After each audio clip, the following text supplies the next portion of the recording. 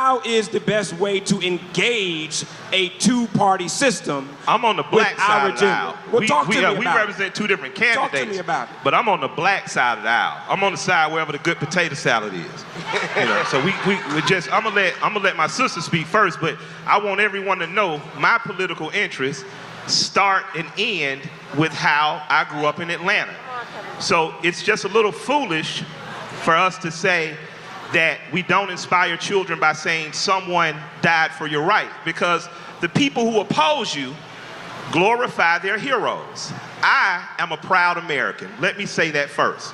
I have no problem saying that because I'm provided an opportunity in this country that I travel around the world other black men and women don't have. Now, it is my responsibility to take that opportunity and create more opportunities by way of economy, by way of having a platform to speak on the behalf of, and by way of making sure my constitutional rights and privileges are honored, which is why you hear me, who stands a lot of times with people on the left, say, I don't give a fuck what them niggas talking about. I'm not giving up my gun for nobody, because the Second Amendment promises me that. I speak and say what I like because the First Amendment promises me that. So Mike, no, I don't want you to stop. What I want you to do is tell me about the process, because you and Bernie have been riding hard, but I'm interested in knowing what was the conversation so but that it's bigger than Bernie. We're going to keep it local. I'm talking about Atlanta. Guys, if you're enjoying this video, if you're enjoying this debate, then please... City that succeeded with non-black, with black but non-black total agreement. We had a black paper here that was owned by black Republicans that helped the SCLC promote, which was owned by black liberals. We had black ministers who were ultimately conservative and told Dr. King when he was a young man in the late 50s, hey, I want to start this civil rights campaign. They said, there's Alabama, take your ass on down there and go. It didn't start in Atlanta because Atlanta niggas had some money and they was a little bougie. It started outside Atlanta and came back with young people. So young people, the old people now who you disagree with once were young. And because they did things like took bullets, took beatings, took bashes to the brain, you have that opportunity. So abso-goddamn-lutely, there's a blood oath that's been made. There's been a blood oath made in every American. When we learned about the American Revolution in Collier Heights Elementary in an all-black neighborhood, we did not learn about a white country that simply used us as slaves. We learned that the first person to die on the behalf of this country was a black man named Crispus Attucks. That gives a sense of pride to a black boy. Well, what happens to that black boy then? That little motherfucker grows up and goes to Frederick Douglass High School. Frederick Douglass is the most photographed person of the 19th century, a person who worked with both Democrats and Republicans, who helped free not only black people, but women. He said in 1865, women and black people deserve the right to vote. But I wouldn't know that had I not been educated by a syllabus that was given from Clark University and Dr. Asa Hilliard. I am what you see when you see me and you see Tip Harris is the product of black excellence. We didn't wake up and a nigga started using big words and we sing and dance and all of a sudden we got it figured out.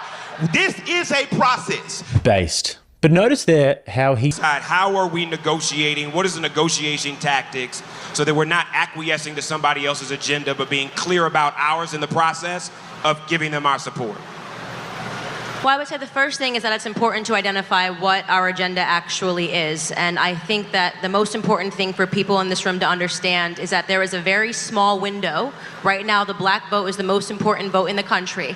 There's a very small window before our vote's not going to matter. These conferences won't matter, and us sitting here won't matter, because illegal immigration, if you're looking at the numbers, every new birth in this country, 60% of all new births are Hispanic Americans, and the Democrats are about, listen, you're saying, let me get to the point. I'm going to tell you what's wrong with it.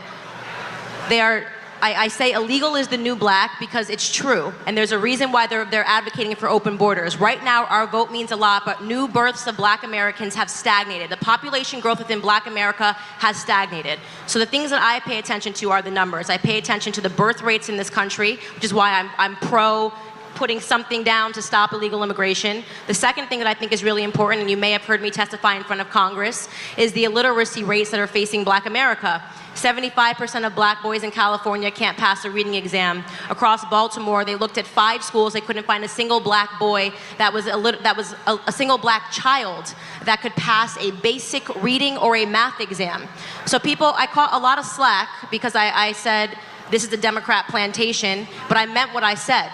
If you look historically at what the plantations were when we were slaves, there were three things that were necessary for them to run. The first was our ignorance. Black Americans were not allowed to learn how to read unless we would have our limbs chopped off. And that was because an educated mind cannot be enslaved. So the fact that our that our schools are in this condition in the inner cities and all throughout America and not a single candidate is talking about it is problematic to me. I think that that's a huge negotiating tool for me. We need to be talking about the inner city schools.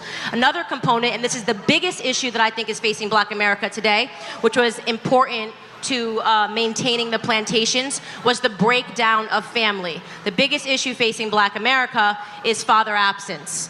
We have children that are growing up without their fathers in the home, and that is being incentivized by the government right now via the welfare system. When the government says we'll give you more money if you don't marry the father of your children, you are incentivizing bad behavior in our community. What happens when you remove a father from the home? This is why I do not mess with feminism at all. I'm not with it. This breakdown and mocking masculinity, making it seem like there's something wrong to be a man, all of this contributes to the breakdown of family. When you remove... y'all, hey, hold on.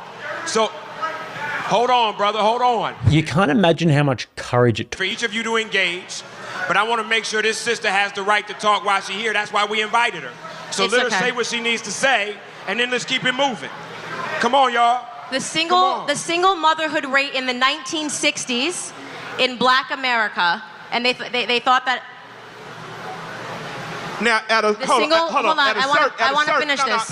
This is on your behalf. At a certain point, we can't be assholes.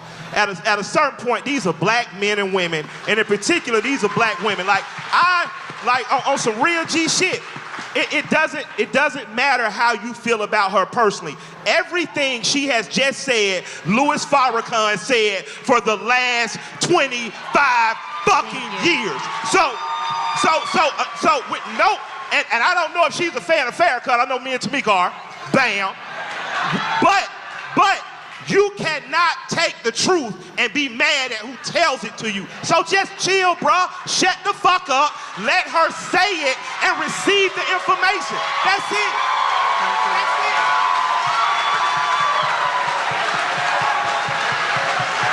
Absolutely bossed there by Killer Mike. I apologize. I digress. Thank you. Mike, thank you so much for Listen. saying what I want you to continue because I was listening. Yeah. So, I mean, I've been turned into public enemy number one. I say the same thing when I hit every stage. The single motherhood rate in the Black community in the 1960s, before Lyndon Baines Johnson started the Great Society Act, was 23%. At that time, that was considered very high. 23% of Black people growing up without a father in the home. The single motherhood rate in the Black community today is 74%. 74% of our children are growing up without a father in the home. It was Barack Obama, who I don't even really have anything for, who told you what happens when you remove a father from the home. You're 9 times more likely to end up in prison. You're 6 times more likely to drop out of high school, and you're 12 times more likely to lead a life of poverty. Why is nobody talking about father absence, and why do we keep being silenced when we actually do? This is what Black conservatism is, by the way. It's really not. It's not that controversial. So let me. I genuinely think Candace Owens probably... For both of you young ladies, and you and Candace, we spoke many times, and you're a brilliant young lady. But my question to you is, how is it that you can support yourself? I mean, that you can support and align with a constituency that will not denounce white supremacy? So that means your son or daughter, or any of your brothers or any of your family members, if they are caught out there by a policeman who is in a covert, undercover white supremacist and get gunned down, this constituency will have absolutely nothing to say about it. Please let me answer this question. Please let me answer this question. And we can't, and although what you're saying is a lot of the things that you're saying are absolutely factual, a lot of the things that you're saying have merit, but I can't even get to that before I address I will address the it right now. disregard I will for address young it right black now. lives. I love and it. we will not I love speak it. up on it at all. Love this question. I will address All of the it. things T.I., that you I love spoke it. on, from opportunity zones. I love that to- we're talking about white supremacy. I'll answer the question. I say, excuse me. I didn't interrupt you. You're right. If I may. All right, so to tackle the white supremacy thing, your question was a fallacy because you said you insinuated that he has not denounced white supremacy. He hasn't. Go to his, somebody please, go to his Twitter feed right now. Right now, He go said, back to "Who the is the shootings. KKK?" He said, no, because we gotta tell the truth. I do said, not, "Who stop. is the Don't you, KKK?" now you're cutting me off, right? There we go, now we're even. What he said was that. So listen. What he said was that there was good. No, on let both me sides finish. of white Stop, supremacy. That's what because he you guys said. are so That's hung not what he up said. on That's not what he Charlottesville, said. and nobody heard the entire clip. I want to talk about why we get manipulated. I'm being serious, guys. I'm not even trying to make this like a contentious moment, because this is literally why Black America loses right here. Why? Because 'Cause we we're allow stupid? people with cameras to go hear a whole speech, like they do this to me all the time. They take out a couple of sentences you said, and they create a whole new headline. And people that were not there get incensed and get emotional, and don't actually go back to hear what was actually said in full context. They do it to me all the time. I know they do it to Trump. He has denounced white supremacy so many times. It's something north, somebody counted, of 24 times, and it's on his Twitter feed. So if you want to fact check me, go back to a couple of weeks ago when the shootings happened. He said, America is no place for white nationalism and white supremacy, and it's an issue that has to be tackled. I'm paraphrasing, you can go find it. So I Although want he to say that calls first. himself a nationalist. Secondly, He calls secondly, himself a Wait, nationalist. Stop. You can fact check me. I'm either lying to your face, you can go on Twitter right now. You can do it live. So which one do you want us to believe? The first thing he says or what he says after the media comes after No, him? I'm talking about you. Because the first thing he said was that there Tamika, was... you're asking a different question than T.I. did. T.I. Okay. said, how can you work with an administration that has never denounced white supremacy? You're talking about Charlottesville? I'm talking about talking points that come out later. But what he starts with is racism. That's what comes out his mouth when he starts. See? We And let me can tell look you at something. how many mass shootings by white and let me supremacists tell have- you why the black vote is the easiest vote for Democrats to keep for the last 60 years. All they have to do to get our vote, let me tell you something. If people know what you fear, you are the easiest person to control. The Democrats have figured out that Black America is emotionally responsive to the word racism. She says racism, you jump up and you start cheering. You haven't even listened to what I've said to rebut it, okay? But it's the but wait, 100%. The wait, biggest hold on. issue, let me finish. The biggest issue facing Black America is not white supremacy. When Trump said there were good people on both sides, he was talking about the fact that some people that were in the Charlottesville rally, and he could have paraphrased that better, he could have said something better, literally came there because they don't believe that statues should be torn down, okay? Other people came there because they were upset that amongst the people that came there to watch the statue be torn down were also white nationalists. So what he meant was there were some people that were just there using their First Amendment right. There were some people that were there to respond to the white nationalists, and a big mess happened. I'm not trying to defend him or relitigate a situation. I'm saying that being hung up on that is allowing you to not look at an administration that is tackling so many issues in Black America right now. I do not consider myself a Republican. I definitely am not a Democrat, but Trump woke me up. I used to be liberal. Trump woke me up to the idea that we're being manipulated by the word racism every 4 years. So wait. Every 4 years. They call everybody racist. All right. Candace Owens committed a mass homicide. All right, we're gonna get into this because what I'm concerned about is how is that any different than the fear that Trump has created in poor whites? Exactly. The fear that Trump has lifted in poor whites, that black people and poor urban people are their problem. Right. When did Trump ever say that? That's a fallacy. When did Trump ever say black people are the Make problem? America great again. That's when he said it. Guys, but I'm not on the panel, so that I was want to make Ronald sure. Reagan's slogan. Was that racist when Ronald Reagan had it as a slogan? Yes, what time? It was. Yes, let me ask you. So that please slogan answer is this. racist. Please answer this. I have a question. So- I have a question. so wait, please, Tip, please just Tip, allow me before just you- one outburst. Please. I have a question. When you say make America great again, which period are we talking about? The period when women couldn't vote? The period when we were hanging from trees? I'll answer. Or like the crack era? Which period in America are you trying to make America like again? I actually think that I would totally rock a hat right now that said "Make Black America Great Again" because Black America. Make America. Before, We're talking about make America. That wasn't the question. I am answering your question. Which period was America great that we're trying to replicate? Which era was it? Tell me. I think I'll answer your question. Tell me. I'm ready to answer your question. Which era was it? What? Which era was so great? Here's the thing that you guys are forgetting. America was actually one of the slavery was all over the world. Answer the all over the question. world. Man, America answer the was. question. I'm not saying it's okay. So why are you saying oh? Hey man. America was one of the first countries. I want to like you so bad. I'm Because trying to you're answer so your question. smart. I want to like you so If I much. can't answer the I want to question, hear it y'all. doesn't I want to matter. be able to hear them. I want to be able to hear If I can't answer them. the question and you're just gonna boo when I say slavery was all over the world, which is a fact, why are you booing a fact? Because you're making light of. No, I'm not. You're making light I of haven't the gotten to my points. enslavement I'm not of making- people that look like us. You can't make light of that. That ain't nothing I you haven't breeze even over. finished the sentence. How am I making You light of started anything? with some bullshit. Okay.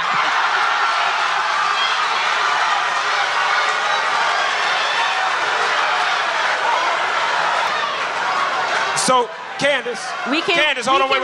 We can be emotional, Candace, we can wait, boo, no, you no, can no, cheer, hold on, but I'm hold telling on, you right hold on. now, the black Candace, vote hold is on. not going to matter So, Mike- after the next about 5 years if you don't start Katrina, paying attention to what I'm saying to you. Katrina, Because I'm trying to tell you guys the truth. Candace, the absolute we truth got about you. what is happening in black America. You are being used, abused, and lied to and manipulated emotionally by the Democrat Party. That is what I am here to tell you. You want to keep Candace, uprising and talking about racism when they're taking our fathers out of the home, when they're You making said that welfare. already. No. We got you. Because Candace, we're it's seeing cool, it happen man. right Hold on here. one second. Right It's here. cool. I'm One telling you it, and you're got being you. responsive because I can't finish a sentence So, about what I was Katrina, going to say Katrina, about slavery. Disagree. Katrina. Everyone in totality disagrees. Oh, and that's, You that's did. culture, Katrina. man. That's not Katrina, intellectual. That's culture. I need you to come in because this So that says a lot about Tia. What y'all are seeing right now are free people arguing over who got the best master. Oh yeah. So we're gonna go back to silent. Let's register this shit back down. We're gonna lock this back down. So I'll tell you when America was great. 7 years after the ending of the Civil War. Exactly what. Hold, Candace, because you didn't give the comment, so you weren't prepared for that one. No, but that's not to jump on Candace, because again, I'm disagreeing with my friend. 7 years after the end of Civil War, blacks within 7 to 15 years accumulated over 15 million acres of land. Hold on, before we get to clapping, because the niggas bought some shit. Black people were the only skilled labor in there. So if it was welding to be done, iron bending, cotton picking, it was black people. So instantly, your value became more. And Candace has a point. The point that she made about illegal immigration affecting you is that it's going to affect you at some point. Why? If the Kegel Chicken Factory is hiring illegal immigrants at an undercut on the rate, it affects the black people who live there who should be demanding $20 an hour because they're being undercut. So when they get wiped out, they have to hire blacks, pay them, and unionize. So she's right on that. But hold the fuck on, I'm not finished. You have to remember that people who look like you immigrate too. So before you widely say, fuck them all, remember, America is always going to have a slave class. And if illegal immigrants or legal immigrants will not be the lowest paid workers, those in prison will be, and that always ends up looking like one of their sons. So it circles back around. So that's why people who are black, who are from 2 different plantations, gotta get the fuck away from massa long enough to say, how are we going to burn down both their fucking houses? Now, this is my thought. I don't care if you destroy the Republican or Democratic Party, because at one time, blacks were Republicans. And you dominated those 7 years after the Civil War. You were Republicans. You had more blacks in the House and Senate than you do now, and you dominated your own economic communities. You did that as Republicans. As Democrats, you did the same in cities like Atlanta. You failed in other cities. But the most important thing is self-organizing. By the time we get to a candidate, we should have a list that says white man, white woman, these are our demands. You can meet them and get our vote, or not, and we're going to stay home and crochet and make collard greens. But what you cannot do is continue to argue over who is the best master. I don't give a fuck if it's Trump, Obama, your mama, my mama. What the fuck do you have for me and my community? Now, if you do not, and if you stop playing, oh, I'm gonna say the snazziest shit to each other on stage, I'm gonna show that motherfucker, this is gonna be a quotable, and we close up the doors, and we simply say, how do we take the good of what you have, the good of what you have, the good of what you have and you have. How do we shape it into a 10-point agenda? So a great performance there by Killer Mike.